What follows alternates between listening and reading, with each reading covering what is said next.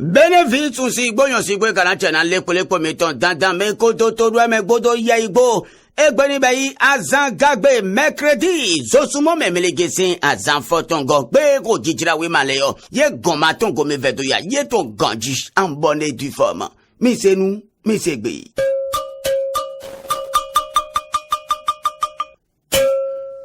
Mi c'est nous, mi c'est gbe. Oh, jijala we male. Oh, mo ede ton le. Quel autant na sene millénaire mi c'est nous mi c'est bé. En réponse à la une la lettre ouverte de l'un de ses prêtres, parfaite de Baname défie l'autorité de chef de l'État Patrice Talon et gagnant de la Badjamene. Le pays émergent des montons de Béo, et l'on y a caca de tomé. Amaki Pondamudo, Oya Wenongo Moni Baïk Banameton et l'homme la lettre c'est Doya. On doit dénoncer Ndendeledo, O Nadino Moni Baï, Mahou Banameton, Damundo le Baï Mahou Titengbéo, les et d'Orode, on doit donner de l'Endewadoya. Wegen on parfait, on va d'or au Ganji. Damundo ele donado, e do kakao, e yiwado, oto gambene ton Patrice Talon town, on donne pondamundo, o we mandemo, e me ya we no wole geo, ni ya udo gi pondamundo Patrice Talon lo sunle, e gbeto lo mele ji, e do ni gbeo, onu geo e ma jeunwa, e geo le pays émergent, e wa do di dodamundo, do ye kani gbemeo. Au parfait d'abord, et gbedo pipende ji gaji sende mo jedo, et ye gaini jane, et de gledam do to gan, et dona kenu pa eji, to gamanga kenu pa wao, be,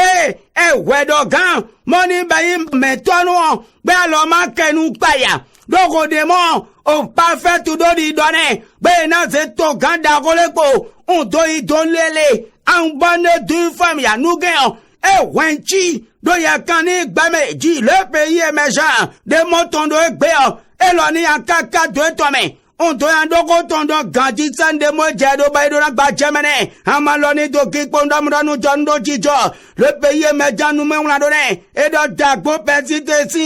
le président de la République ne peut pas m'interpeller à propos de la lettre de dagbo ni doni le togama gando e na yiro ele do kewa eji on to gama do eche de mo si gan yiro ele on kan o se wa eji le to gan lo su moni do yen le kete divion ti se pan e me lo me le ganji ka le nu yan o gbe yan bo e do do ganji sende mo je do e ne le pays me jando mu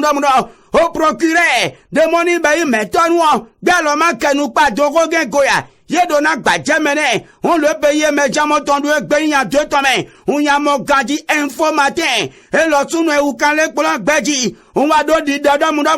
onu gen e ye dona dodo ye fo soja gegbeme banalisation du pouvoir d'état au Bénin e ye lodo ganji eji onu mo ele na zedo nane e inde gachi gboni e ka indo mundo talon na do ya udo kenu pa on doze dagbo au parfait il doit être tombé vraiment ben de jengbeje gangbeya ege informateur ni no ege wala anagbelo jane e fo gbe de mo ye de se do wala na e di mon banalisation du pouvoir d'état au Bénin et si Talon rappelé à l'ordre dagbo do Baname ye dona gbajeme amaloni do kipondamdo onu jonu egbedo jijo dandan information information do tition ye dona gbajeme ne ganji communal info e lo sunu e ukanle polo gbeji hundamundo o dagbo Baname tono tete ye le sunu e dona do eji do me wa do un do o to gambene to lo ton ji oka ye ga commissaire mo irodo Zola moni bayi OCRC ton ye gae lole ya be obudi e lole na parfait Baname ton ya bon parfait do wan do adonu ni gbe o commissaire Zola e lo do renu panan ka e gloya do budi ya parfait gbana medu aji e ndo mundo indo mele foni go be inu ni gbe o abi ni do do ni gbe o commissaire Zola e lo ni go je hodo ji kekete divion ti sepan e ga indo mundo commissaire Zola e ye ma réagi na do pe ogego abi eru incapable na do kenu pa do ogego jane ma de ogbeni do ya o do jete un si o ton jara ganji lo ma ni do ni amo communal informo tondo egbe o elo ni akaka do to me unyande takuton gajina do kan gba dogologo anagbelo jane eye fo gbe lo pa fo de moise do won na edie déclaration de Dieu de Banamé sur le chef de l'État le commissaire Zola de l'OCRC a-t-il peur de Dieu parfait de Banamé? Si c'était quelqu'un d'autre, il aurait déjà bandé ses muscles et joué au super flic. Le maniement communal informo tondo egbeo eloni a deux tomé unyande takoto na ganji bedo na gbajamene amoluka le kumi tomele ni toro domona ganji no moni do jidrane ko jidrawe ma levole volemo ngo kenu pa dego ganji lo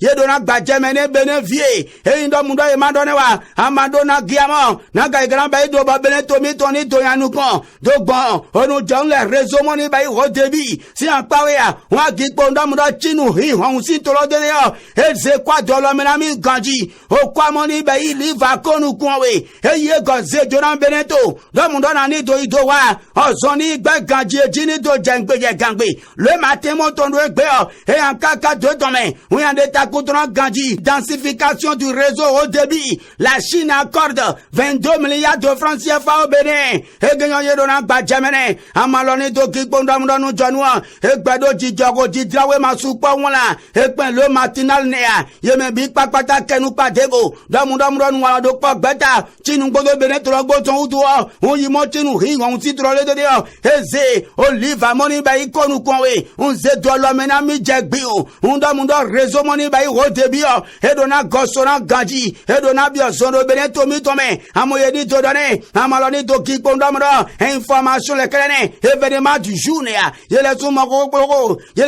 gbele kulo gbe un do un kenu pa dego ganji ba ni to done amaloni to ki pondo mu donu jondo je gben le telegram ye ma do sane ko wa do mu de information le o ye le kale ne ji benevie les révélateurs du jour et lo sumo tondo egbe o eyan kaka de tome undo ko lo ma yan jama wa ji hun la Chine accorde un appui financier de 22 milliards au Bénin ye do na gba jemene amaloni to ki pondo mu do information le o de money do ji jole o ye le kale ne benevie na e kana be do zo me mona be le do eyi oh do kun agala on content ozo me money be ye me pa ton la université me pa ton de agi pondo mo do ministre Leona o ya ila de kan egbe e me de timbo je le ninu kun anglais section anglophone do université privée le de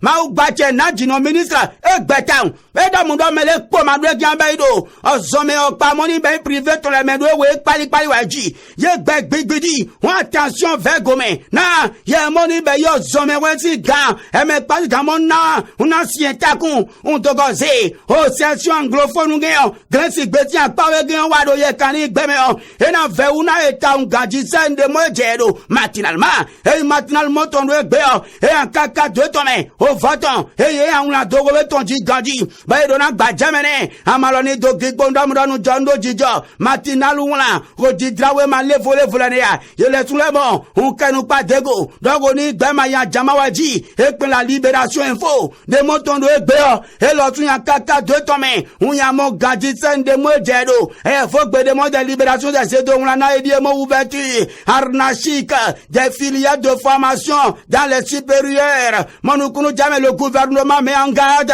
les étudiants et promoteurs d'établissements et di won lo ton ganji do gberoni gbeta un kaja e ndon demande hun jowa ye do na tenpondo sende mo jedo information garoti timba e madone wa amadona giamo zomelo si pawe jamina no soleil levant et là non soit va au fond unda mundo zomena do bo so mo be wege meton na do be do nu ganji dede ma u gbache o palu keta loko su dede e do bene check pe pa bene tro ton town e do mundo nu mo wa gagabo o zome we ton na do be do nu ganji e jengbeje gangbe un yele ye pa gbe ni town na mesure de mo ite de megele e jengbeje ganji sende mo jedo hunsea ganvier 2 temps et l'odon mon don le bido drokoko do ganvier tolome na ozomeni do bedo nu ganvier ji soleil levant à 2 temps mais on est patrie talent ouais doit de loko sous Paul Keta c'est à ganvier 2 temps do e ganji sande mo jedo rentrée scolaire 2022-2022 Paul Keta loko sous salue les mesures prises par le gouvernement. Le CA affirme que tout est prêt à ganvier pour une bonne rentrée. Et gagnons y donna batchemene amaloni dogi bondomdo onu jonwo e gbado jijo ye kani gbeme jengbon un godomudo zomen leo ye donna bedo gaji wegenwo otoku jodona no abi no ku jodona no edo ganvier so va kan me dede e gbon ONG money bei asfedo benetome un dona ozomenu vile gaji sande mo jedo domudo o vi money manoto amode money madono lewa ye me big pack batado na bi ozomero nu gaji to no joa meji Paul Keta lokozu eloni gobe ni wa ni gbe ganji on do jengbeje gangbe e di on soleil levant monton no egbe e an kaka 2 tome un yan de takun to na jegbin amon lepo mi ton o milani doro do mona ganji sende mo jedo amon milani doro do mona ganji sende mo jedo fraternité kawado di do mundo amagido toro gigoya o toro gigogbon ile ganji o zono wiwa o zode mono wiwa de edo magbojena ememoni olile do tole big pakpata ganji obezobe egleme ton lenea o meton lenea bebe yan big pakpata fraternité monton egbe e yan di sa do gbon ilole ganji do pon wa gbonu moto gba o ile do ile bini do tome mono kamenea ide nea ile bini do tome ganji e degle do mundo o lukaloku galeo ye donaya o sekuna meni gbele fraternellement e fraternité monton egbe e an kaka 2 tome ganji yande o gbeta keni gbenyade koni gbeton ganji bo lekpo mi ton melani doro do mona ganji sande mo jedo bene vie o de monando lolege e ma yen de kiko adoro na ko amokoi amonde na gbele ganji de pacharo o mi e moni hen keke on domi no mura mi konton keke mi ami o amo milani no ho keke da dapa on to do mura gbe na pon gbe ami do emeya ma una na kwa mi ami o moto e mi o moto de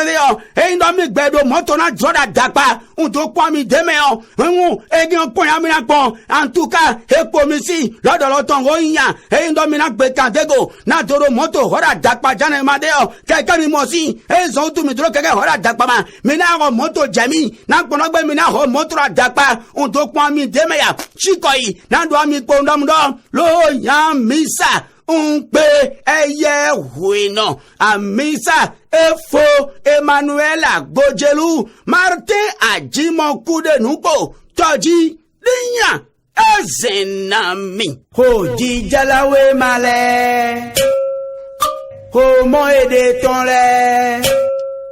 cléouton ne mi sene mi se nou, mi se be.